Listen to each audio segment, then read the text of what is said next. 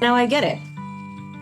I had to go through that to build the grit and tenacity to rebuild systems for people like me, right? It goes back to this very kind of cliche quote of like, if not you, then who? And if not now, when?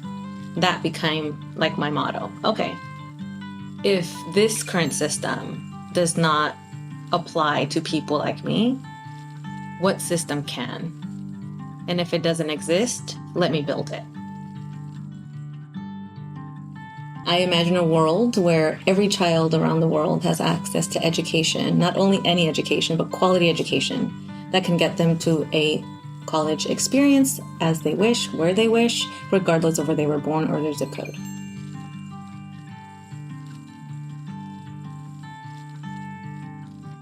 Welcome to the alumni edition of the Imagine a World podcast from Knight-Hennessy Scholars.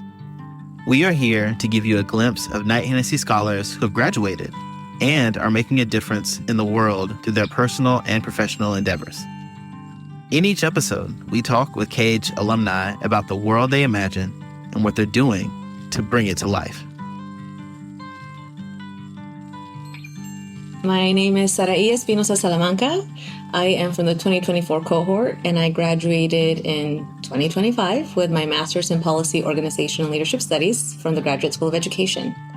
In this episode, Sarahi shares her journey as a first-gen college student, building and rebuilding systems to support the marginalized and downtrodden, and so much more. Hello, everybody, and welcome to Imagine a World Alumni Edition, the fun edition. We have a live studio audience of one today, so it's a very exciting moment for the alumni podcast. I'm thrilled to be here with a very esteemed colleague, Sarahi Espinoza Salamanca. Sarahi, thank you so much for joining us. Thank you so much for having me. I'm really happy to be here. Do you want to introduce yourself to the audience? Absolutely. My name is Sarahi Espinoza Salamanca. I am from the 2024 cohort, and I graduated in 2025 with my Master's in Policy, Organization, and Leadership Studies from the Graduate School of Education. And I imagine a world where every child around the world has access to education, not only any education, but quality education that can get them to a college experience as they wish, where they wish, regardless of where they were born or their zip code. Amazing. Well, I want to talk all about this, but I do want to take a step back and learn a little bit more about your journey, because I know your journey has been very full and very exciting. So can you share a little bit about kind of everything that preceded your journey or your winding up at Stanford for your degree? Well, that's quite a journey. Yes, for sure. It took me 20 years to get my undergraduate degree to start. I came here from Mexico when I was 4 years old. I'm the youngest of 11 and the first one in my family to be able to have the opportunity to go to K through 12 here in the United States. So I think for me, it just became, very easy to be like, okay, sure, do good in school, go to college, very, normal thing to do. Everything changed for me, though, my junior year of high school. I was at UCLA, actually, which was my dream school at the time. And we were doing a tour. And towards the end of the tour, they handed all of us a paper FAFSA. Here we go, aging myself, right? Like nothing is on paper nowadays. But you knew how to read, which is great. It's a dying art these days. Yeah. Yes. So I go home with this form, not thinking too much of it. By this time, both my parents had decided to self-deport back to Mexico. But very normally or very commonly for me growing up, I would just fill out every form that came home. They didn't speak English. They didn't know what the form said. And a lot of that was around just me becoming almost like the family clerk, right? Like I filled everything out, sign here. But for this one, there was a section on the form that I couldn't figure out how to fill out. And it was the Social Security part. I call my mom back in Mexico. I tell her, what's this number? She left this infamous valise behind where all of the important papers were. I shuffled through it once, twice, nothing there. I'm like, okay, it's not here. And she's like, I don't think you have that. I think at this point, neither of us knew what this was, genuinely. I go to my sister, whom I had stayed with. I tell her what was going on. And she's like, oh yeah, you weren't born here, so you don't have one. Very casually. I'm like, okay, cool. Okay, now what? I need to fill this up to get my financial aid like all my friends. She's like, I don't know, go talk to your counselor. I don't know, I'll figure out what school or something. And so that's what I did. I went to my counselor, told her what was going on. My sister said I wasn't born here. I need this number. And if I don't fill this out, I can't submit this form. And just, again, people I think I don't know, maybe take these things too lightly. She said, people like you don't go to college. So I think for me at that point, I was like, okay, well, wait a minute. Like, wait, what? Like, what do you mean people like you? One, what does that mean, right? My whole life, here I am growing up thinking like I'm just like this average American kid doing good in school to go to college. And depending on FAFSA, like all of my friends grew up in a very low income, predominantly like Black and brown community. We were all depending on FAFSA to go to college. So for this person to be like, you can't apply because you weren't born here and because people like you don't go to college, I'm like, this cannot be the answer. So in that particular moment, I think for me, like I personally just shut down. I went through what you, I guess, nowadays would call like an identity crisis. I didn't know what she meant. As I started looking into the details of what this was and what people like you meant, well, basically that was one, I couldn't apply for or qualify for FAFSA. I couldn't get a job like everyone else my age. I couldn't get a driver's license. Loans were not being given to people like me. And even looking at community college, I had to pay international fees. So even if I worked 24 hours a day, there was no way that I could pay for that. That's where it kind of all starts for me, like, and why it took me this long to get this education. Long story short, graduate top of my class, every bell and whistle you can imagine, I got. Honors awards, president's awards, like all kinds of recognitions. But for me, like that held no weight because I had no idea what I was going to do after high school. Yeah. I leave Los Angeles, come to the Bay Area, and it was a lady from my church actually who starts guiding me, and she was like, what are you doing for college? And I honestly like avoided her as much as I could because it was still so painful for me to talk about. I think at that point I was still trying to navigate what it was that I was, one, what was I? Two, what was this new reality of mine and how do I survive in this reality? And to my surprise, right, all of my siblings were also undocumented. And I think for me growing up, that was probably one of the most shocking parts. We always, again, we weren't wealthy or rich, no, but we always had a roof over our head and we always had food in the fridge. So it never occurred to me that something was wrong. People would get ready in the morning. I'd go off to school. They'd go off to work. We'd come home, have dinner. Nothing was wrong. But what I didn't know and the conversation was never had was that they were all doing very like labor intensive work. They were all getting paid cash or under the table, quote unquote. And I just was not aware of any of this. So I think coming to that realization of how much was going on and how little I actually knew of their situation that they were living in was very difficult for me to process. And then she connected me to her son, who was a counselor at De Anza, which is a local community college here. And he's the one that changed everything for me. He's like, yes, it's hard for you to go, but you can go. This is AB 540, which is in-state tuition for undocumented students in California. You qualify for that. There's very few scholarships that allow undocumented students to apply. Here's a couple, apply to those. So that changed everything for me, right? So I went to community college that same year, dropped out a year after my father got diagnosed with cancer. He eventually passed away. I didn't go back to school until I got DACA in 2013. Did community college for 2 years. Then that's where I started getting involved with EdTech. And I go to a national competition with Voto Latino and the MacArthur Foundation.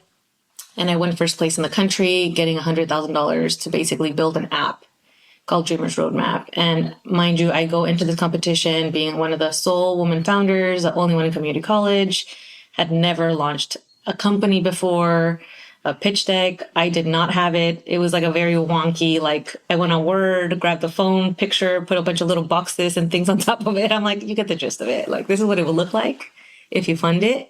But what I want is for my story not to repeat again. The money is out there. I have found it. People just don't know how to find it. And this tool will help people do that. So I come home with $100,000 to build it. And coming back home, I decided to leave school to dedicate myself 100% to launching this company. And the company is now 10 years old. In that span, I got married. I had 2 children. COVID happened. And in I want to say either the summer right before, the summer of 2019, I believe, Harvard recruits me for a master's. Which was, at the time, I'm like, oh, it's probably spam. I probably subscribed to some newsletter somewhere. I reached out to my friend who's a professor at Harvard. He's like, this is not spam. They want you to come. You should reply. And I was pregnant at the time. So I'm like, I can't move to Boston. I cannot have a newborn out there. And my husband's work is here. So I declined Harvard with a lot of pain. But that's actually what encouraged me to look back into continuing my education and getting that bachelor's, because I told them I don't have a bachelor's, and they're like, we know that. We still want you.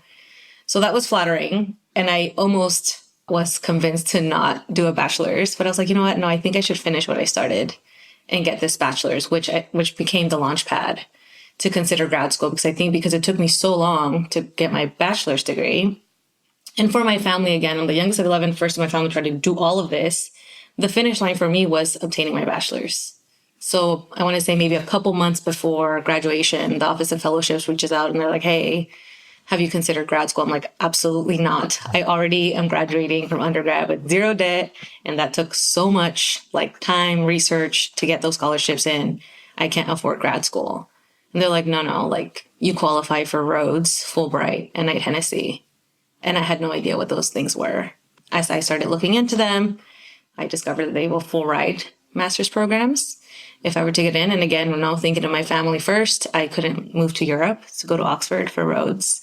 So Stanford was the best thing, being that I live here in the Bay Area. So I applied with lots of faith, but a lot of skepticism, because I'm like, what are the odds that I get in and that I get in with Knight-Hennessy? But, you have to trust in fate and in the people that believe in you before you believe in yourself. And that's what got me here as a Knight-Hennessy Scholar. Yeah. Yeah. Such an incredible path that you've really paved for yourself against the odds. It's funny you talk about what are the odds, because it seems like by the time that you were talking about applying to Knight-Hennessy, you had defied so many freaking odds by then, and yet you still look in the mirror and say, what are the chances? Why would they pick me? Which I know is a sentiment we've heard over and over on the alumni podcast, and I feel like a lot of people feel that way.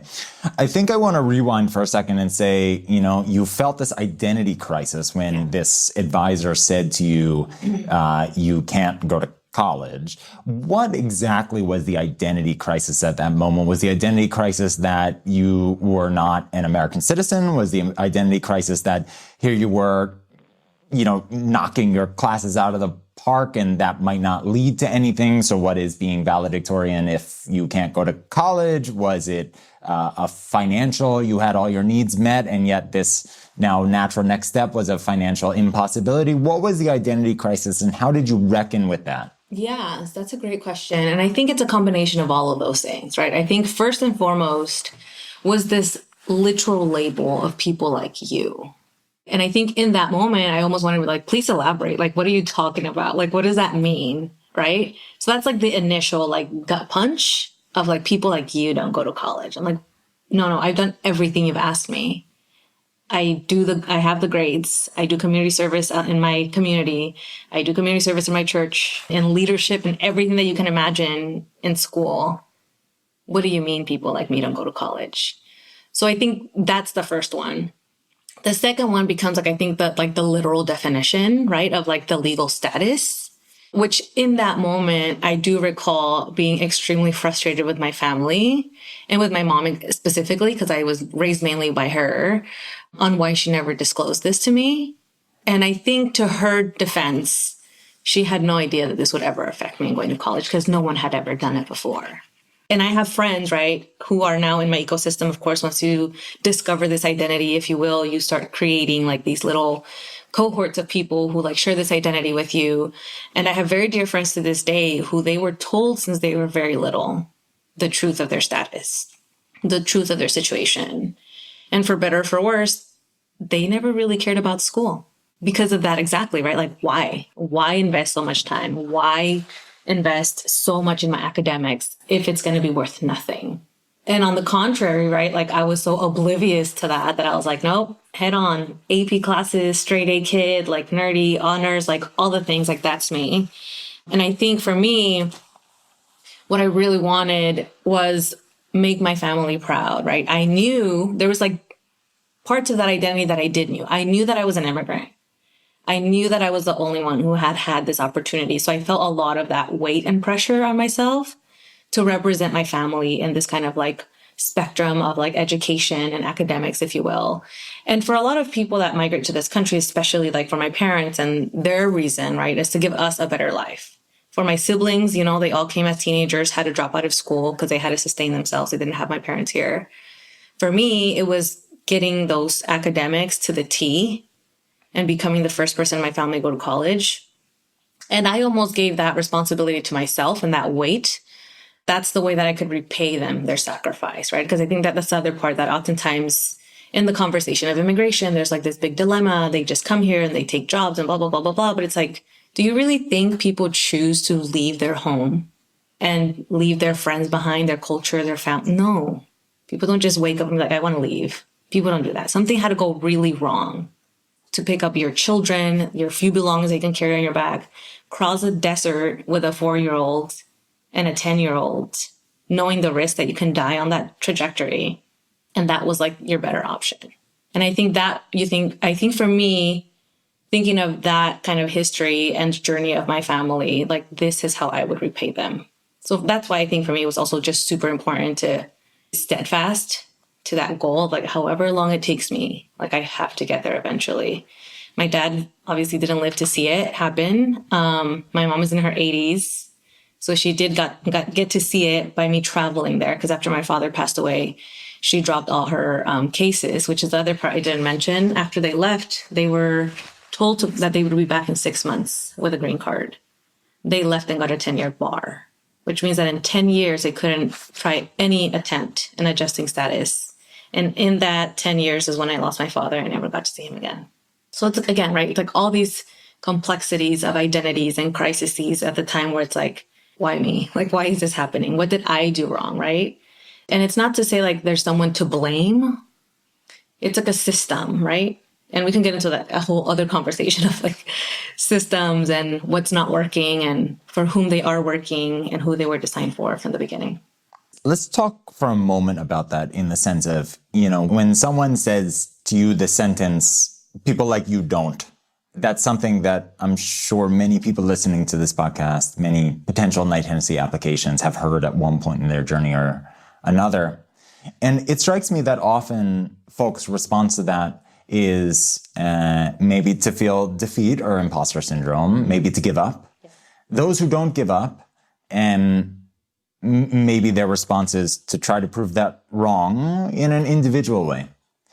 What strikes me about your journey, your work with Dreamers Roadmap, with the Rent campaign, with support for farm workers, is you figured out how to actualize your dream. And then you started building new systems to try to solve problems for quote unquote people like you. Mm-hmm. And so I was wondering if you could say a little bit more about how that one sentence has informed the various projects that you've done, which of course have touched on many different broken systems, but each maybe to this central thread. You're absolutely right. This sentence of people like you did end up shaping a lot of who I became and who I still am to this day. In the moment, it was painful. It was confusing. In retrospect, I understand because to a certain extent, she was right. I was different. I am different. And these systems weren't built for me. So to your point, exactly, right? What do we do when we're defeated by these systems not built for us? And mind you, yes, I have a success story, quote unquote. But in between that success, there was a lot of downfall. There was a lot of crying. There was a lot of doubt, a lot of depression, identity crisis, all these things. But that same, I think, wave of emotion and experience is what drove me in tangent with my faith, right? Because my mom was always like very like spiritual and very like, everything happens for a reason. I'm like, what's the reason? Like, tell me why. Why did God make me go through this? I don't get it. Like, it's very painful. And now I get it. I had to go through that to build the grit and tenacity, to rebuild systems for people like me, right? It goes back to this very kind of cliche quote of like, if not you, then who? And if not now, when? That became like my motto. Okay, if this current system does not apply to people like me, what system can? And if it doesn't exist, let me build it. I think right now, as I'm saying this out loud, like it sounds easy. Like, sure, okay, we'll just build it. But I think it took so many people in my ecosystem, right?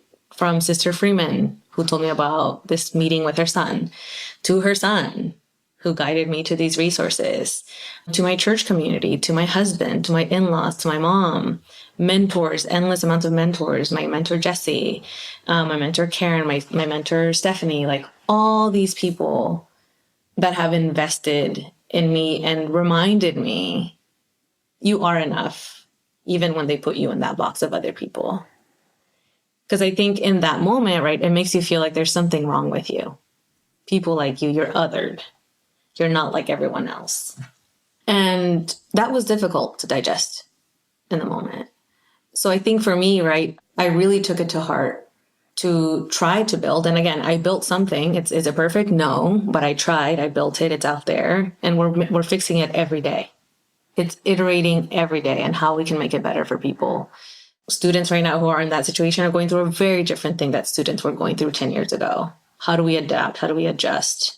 So I think at the end of the day is that, right? Like how, and I am a firm believer that God does put us on this earth and we each have a reason and a purpose.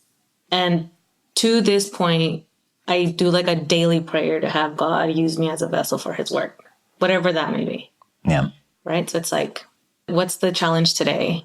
Use my physical body, use my mind, use my access, whether that's like Stanford, my being bilingual, being able-bodied, like how can I make a difference for people who are overlooked, who these systems weren't built for?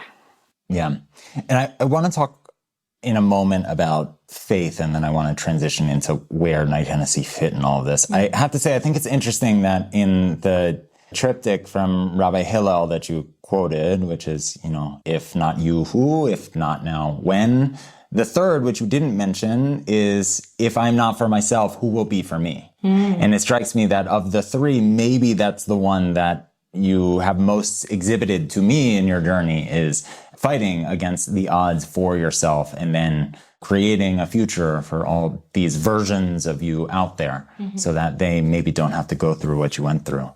Let's talk for a second about faith, which I think is interesting because it's not something that we talk a lot about in Denninghouse. It's not something we talk a lot about in Silicon Valley. It's not something that statistically is trending in the right direction in the United States. Data show that fewer and fewer people are part of faith communities. Fewer and fewer people, especially young people, find faith to be part of their daily practice.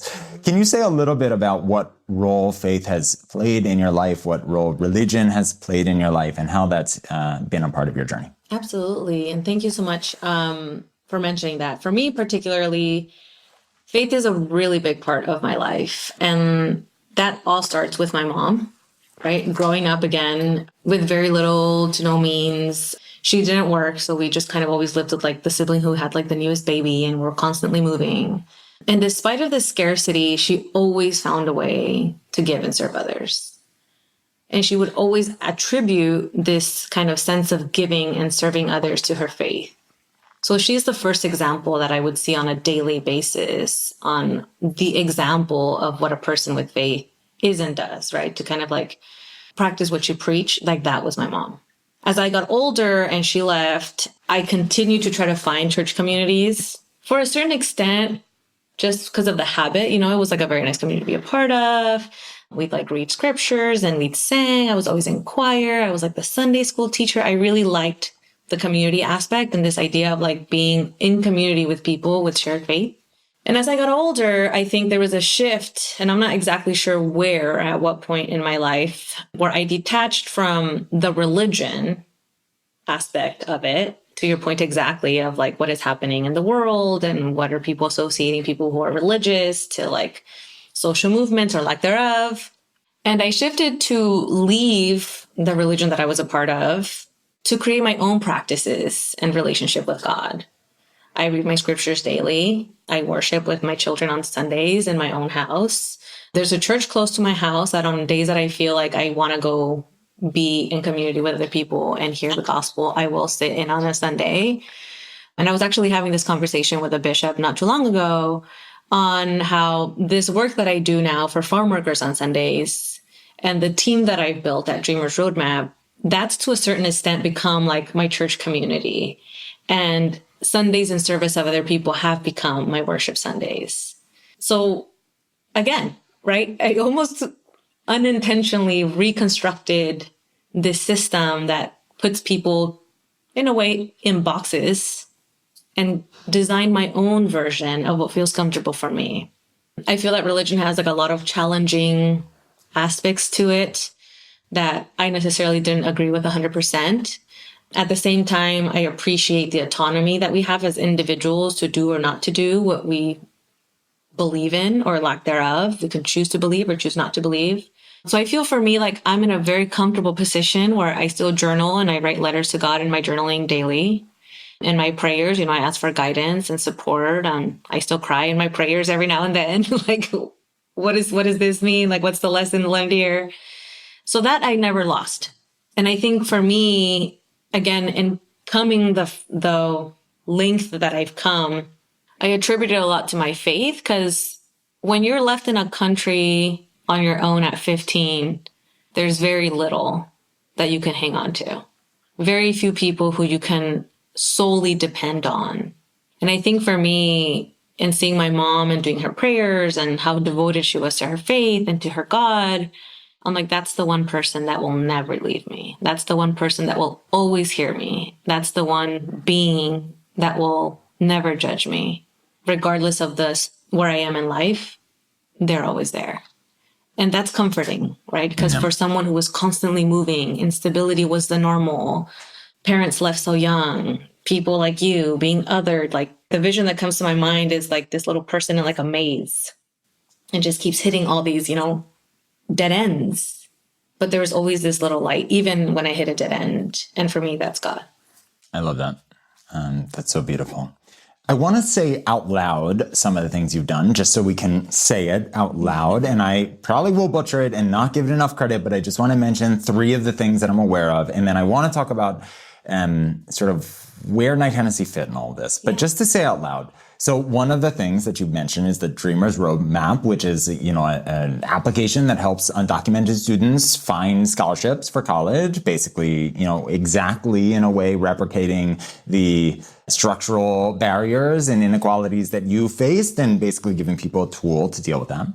The second thing that I know you worked on, as you mentioned, is this rent campaign for essential workers. I know, I think it raised around $3 million to support rent. Yeah, we can round up. That's okay. You get credit. $2.7 million for essential workers during COVID, which is such a beautiful thing. And then I know the third that you've worked on is this Supplies for Farm Workers initiative to try to, it sounds like, get people what they need and as humans are entitled to in terms of what farm workers who are an essential part of certainly California, where we're sitting now, as well as the US, can do their work with dignity and with the resources they need.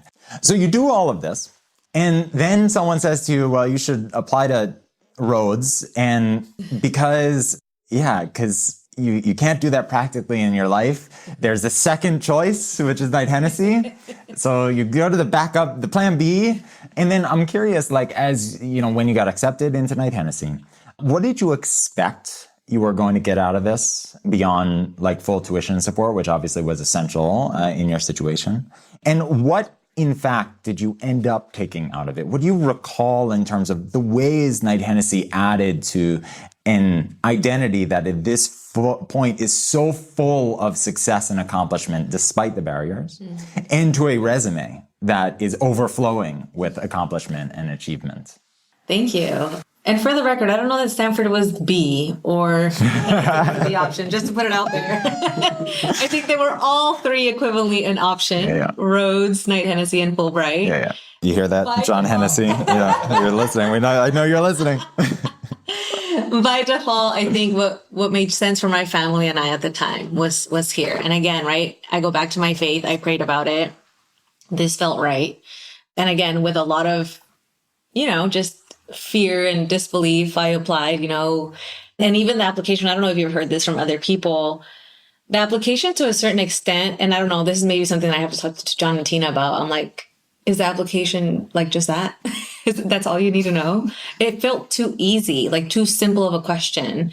But I think that was the beauty of it. It was such a list of simple questions that made you really reflect and be very concise on what it is that you want. And I appreciated that.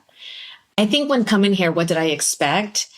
I had no expectation. I had no idea what I was doing. I think that's the challenge of being the first in all of these things. You don't really know what the heck you're getting yourself into. It's just kind of like, okay, in God's name, here we go. And just jumping to the deep end. And it's like, all right. So I think for me, just the first, emotion that came when I was accepted was just immense gratitude, right? Fell down to my knees physically and just prayed to God, thanking him for the opportunity to be here on a full ride. It's weird to kind of express to people like Stanford is paying me to go there. Like what? Like how that doesn't happen. But here I was. It was happening to me. And then the second thought was, what does this mean for my family, right? I have two young children, a 10-year-old and a soon to be 6-year-old. And for them to see me in grad school, and not just at any school, right? At Stanford. And again, the emotion again was gratitude and how this was going to impact my children. And I recall in one of the many visits that they did here at campus, we were just walking around somewhere down like Main Quad or something. And my oldest says like, oh yeah, when I come to Stanford, just casually. I was like, wait, what? And I almost like held back and I got like super emotional because I'm like, oh my goodness. Here you see this little brown girl with her long braided hair in an institution that historically doesn't see many people like us. But because her mom goes here, she automatically already sees herself here. She's going to have to do the work to get in here. She knows that. But just the mere fact that she can think that this is a place where she can be, beyond words. Because I had never imagined that, right? I grew up in East Palo Alto, like down the street. I lived there for almost 20 years. This was a place where we would come with family from Mexico to take pictures. Never did it occur to me, I'm going to be a student there one day. And like I didn't make it here. And what do you think you learned as a student here? How do you think Knight-Hennessy changed the way that you approach your work and see the world? Well, I think Knight-Hennessy, because of the fact, and I think I do bring up the financial part, right? Because I think, and I would tell John and Tina this all the time, like, thank you for paying for this. If it wasn't for that, I wouldn't be here. And I say that to say, so many people that come from the communities that I come from don't see grad school as a possibility because of the financials, right? So one is just learning that, how the idea of one or two individuals with this like vision of creating an inclusive community impacted my life and now my daughter's lives and then the 7 generations after me. And in my time here is one, learning that, like what's the impact that it's going to make on myself and my children. 2, the people that got accepted and my cohort, right? I feel that we're a very close cohort. You know, you start your little WhatsApp chats and all the things, and you start having interactions with folks. Finding the people in Knight-Hennessy was very instrumental for me, specifically like the Christian kind of Tuesdays Bible study group. That became like my little like ecosystem of folks that I can go to because we shared a lot of identities and our faith. And in a place that I think in the year that I was here, there was still like a lot of identity stuff that I was struggling with, right? But within my cohort, I found phenomenal people. I found people who I want in my life for the rest of my life. Super brilliant, kind people that I know will make an impact in the world. And just to call them friends makes all the impact and change for me. And I think even beyond that, right now to the job that I have, I was actually talking to one of my friends, Hannah, during Thanksgiving. And she's like, oh, do you think that Knight-Hennessy had an impact in you getting this job? And I think in the moment, I was like, I don't know. I think I got caught off guard, like wasn't able to process right away. But after, as I was reflecting in my car on my way home, I'm like, actually, it had everything to do with me getting this job. If I didn't have Knight-Hennessy, I wouldn't have done my master's here at Stanford. If I hadn't done my master's here at Stanford, I don't think that I would have been considered or looked as seriously to be considered for the job that I now have at Stanford. So yes, it had everything to do with me now being back on this campus as a staff member. And can you share a little bit about the job that you're doing now? Sure. It's a mouthful. You ready? I'm the project manager for the Education Entrepreneurship Hub for the Stanford Accelerator for Learning at the Graduate School of Education. It's almost like you practice it. What does that mean? Yeah. So the Stanford Accelerator for Learning is this phenomenal initiative that we have going on at the Graduate School of Education. And my role specifically handles all of the student-facing activity, which I think for me was one of the most exciting parts about this job. My job is now to meet other wonderful students and alumni who have ideas to solve education using technology. What are the odds? What are the odds?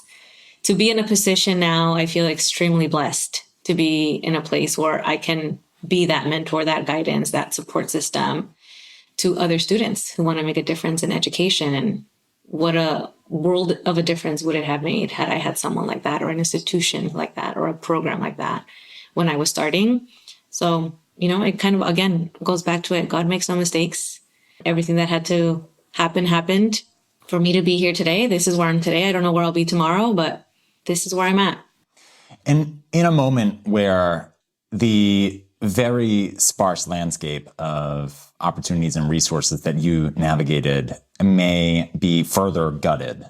The DACA program is certainly on the chopping block very much. The Department of Education is roiling with anticipated change and potential profound dismantling. The way that we structure education in this country, public education in the form we've known it for decades, may be a thing of the past. How do you think about the work you're doing now in that context?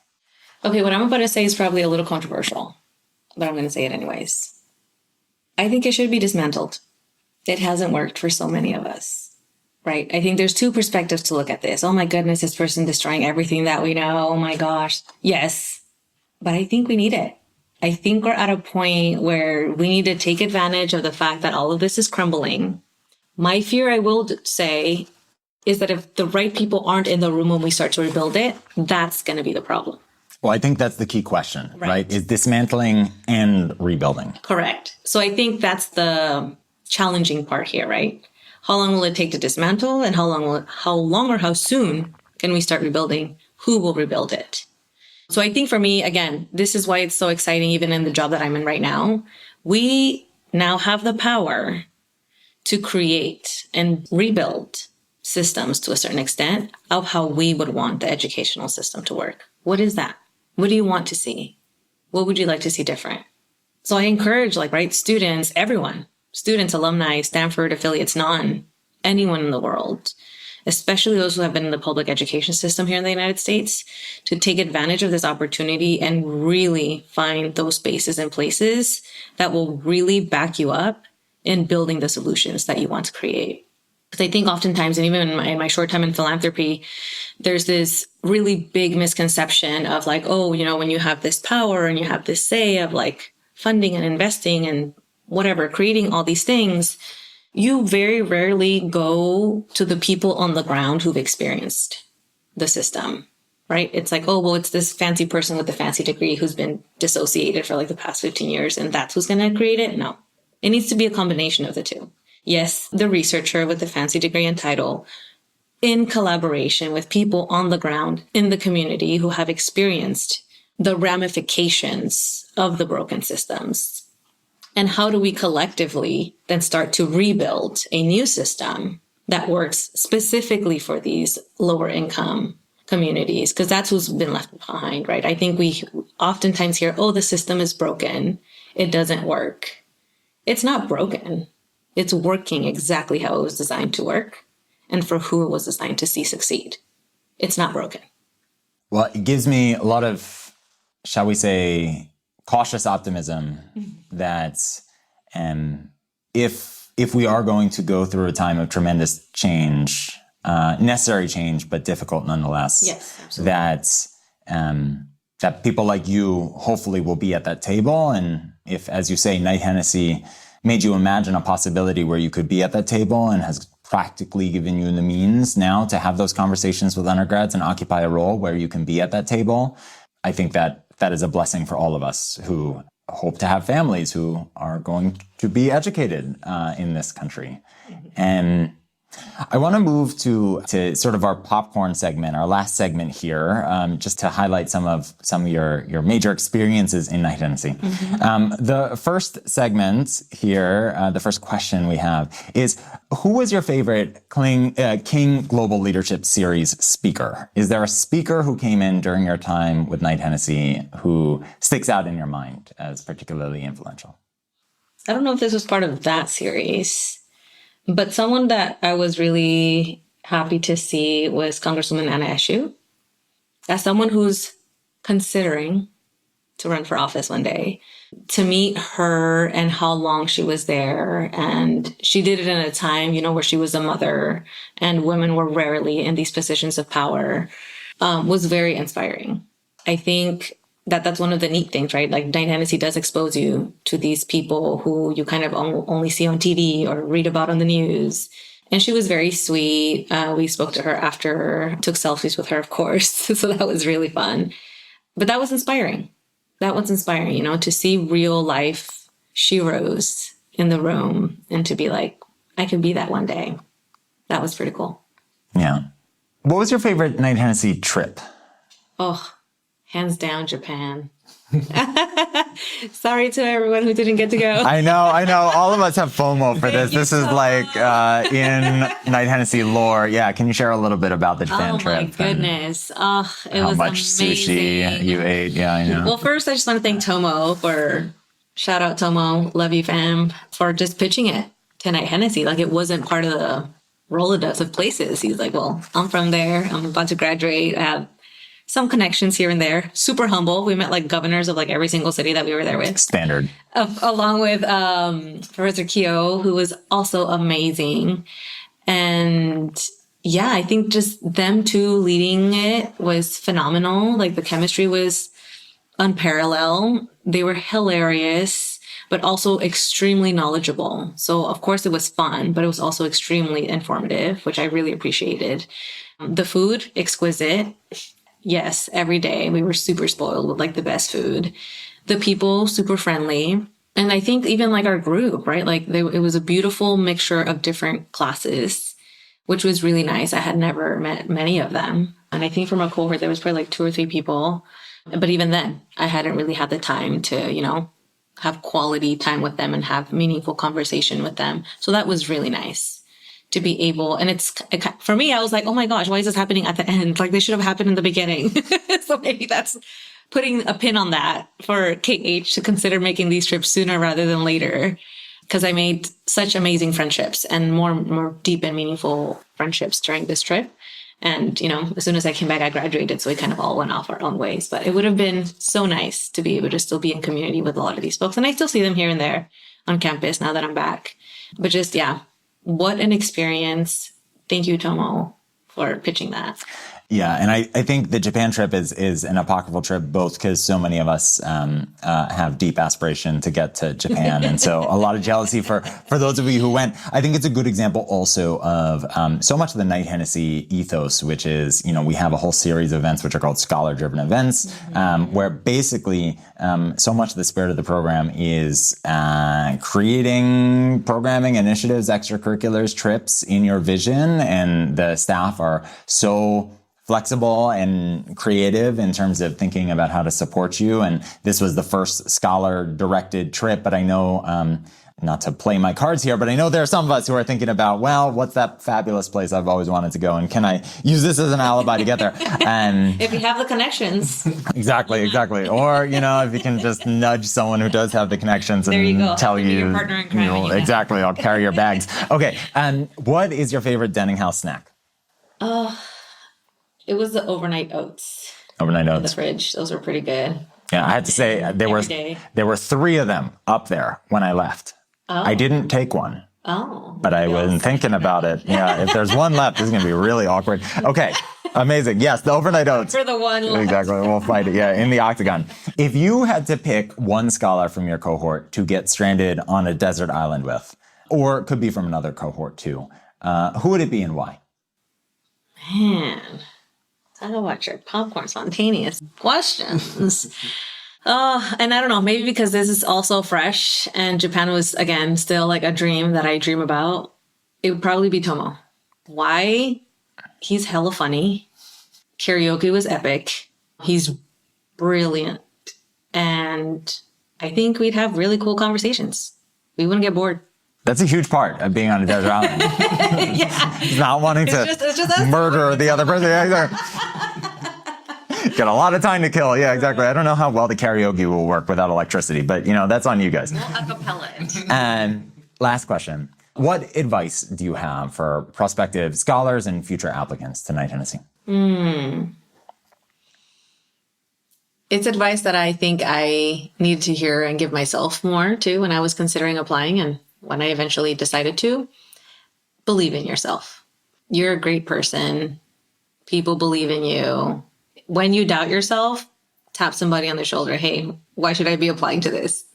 I love the fun facts question and reaching out to people. I'm like, what fun facts? Like, what is fun about me? I couldn't think about it. It's like, okay, let me phone a friend. So what is a fun fact about me? There's so many people in your life who see you from a different perspective. Something that you oftentimes don't see because you're so used to seeing it in yourself. So capitalize on that. Don't be afraid. And not just because of the application. I think, we need to have like a little jar of like amazing things you've done type of thing. But if you don't have a physical jar, call your friends. They'll tell you how great you are. Call your mentors. They'll make you feel good. If you are not for yourself, who will be for you? Amen to that. Sarahi Espinoza Salamanca, thank you so much for joining us on Imagine a World Alumni Edition. Thank you to our listeners for tuning in. And this was such an amazing conversation. Thank you so much for having me. It was a treat to be with you.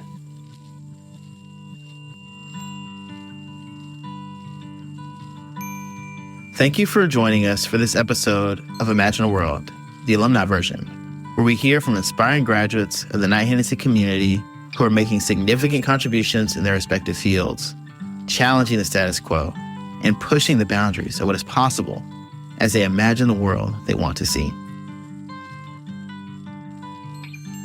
This podcast is sponsored by Knight-Hennessy Scholars at Stanford University, a multidisciplinary, multicultural graduate fellowship program providing scholars with financial support to pursue graduate studies at Stanford while helping equip them to be visionary, courageous, and collaborative leaders who address complex challenges facing the world. Please follow us on social media at Knight-Hennessy and visit our website at kh.stanford.edu to learn more about the program and our community.